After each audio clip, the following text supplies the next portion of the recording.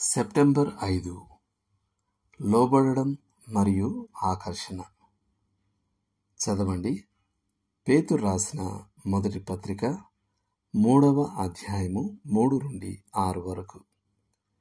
సాధువైనట్టియు మృదువైనట్టియునైన గుణమును అక్షయాలంకారం గల మీ హృదయపు అంతరంగ స్వభావము మీకు అలంకారముగా ఉండవలెను.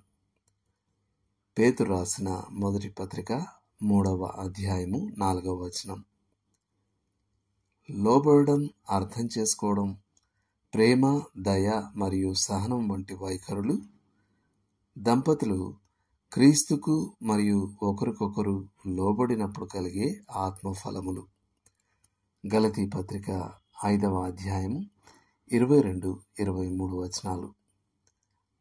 సంఘ చరిత్రలో భక్తురాలైన భార్య మరియు తల్లికి గొప్ప ఉదాహరణలుగా నిలిచేవారిలో ప్రసిద్ధ సెయింట్ అగస్టిన్ తల్లి మోనికా ఒకరు. దేవుడు మోనికా సాక్ష్యం మరియు ప్రార్థనలను ఆమె కుమారుణ్ణి మరియు భర్తను క్రీస్తు వద్దకు నడిపించడానికి వాడుకున్నాడు. అయితే ఆమె భర్త మరణించడానికి కొంచెం ముందుగా మాత్రమే మారు మనసు పొందాడనుకోండి.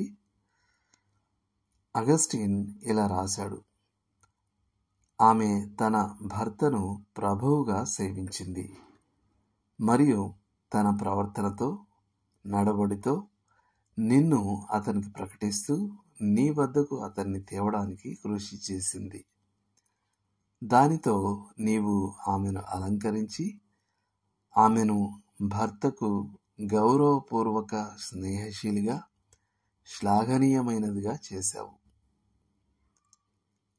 ఒక క్రైస్తవ భర్త తన భార్యను ప్రభువులో అందంగా ఉండేలా సహాయపడాలి. ఎఫెసీ పత్రిక 5వ అధ్యాయము 25-30 వరకు.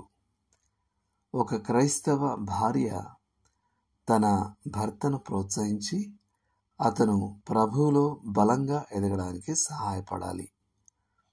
ఇంట్లో రక్షింపబడని వ్యక్తులుంటే వారు సాక్ష్యంలో విన్నదానికంటే జీవితాలలో మరియు సంబంధాలలో చూసిన దాని ద్వారానే క్రీస్తు వద్దకు నడిపించబడతారు. లోతుగా ఆలోచించాల్సిన విషయం. ఓ పనిని పూర్తి చేయడానికి మీరు లోబడడాన్ని ఎంచుకున్న ఓ నిర్దిష్ట సందర్భాన్ని తలంచుకోండి. అలా లోబడడం ఆ పని తాలూకు విజయాన్ని ఎలా ప్రభావితం చేసింది? దేవుడు మిమ్మల్ని దీవించునుగాక. ఆమేన్.